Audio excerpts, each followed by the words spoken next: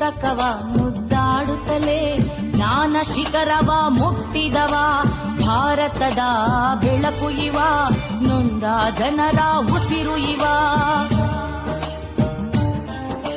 ಪುಸ್ತಕವ ಮುದ್ದಾಡುತ್ತಲೇ ಜ್ಞಾನ ಶಿಖರವ ಮುಟ್ಟಿದವ ಭಾರತದ ಬೆಳಕು ಇವ ನೊಂದ ಜನರ ಉಸಿರು ಇವ.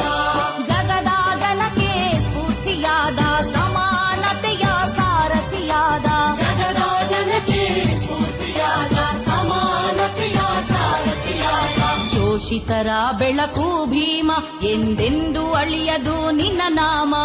ಶೋಷಿತರ ಬೆಳಕು ಭೀಮ ಎಂದೆಂದು ಅಳಿಯದು ನಿನ್ನ ನಾಮ.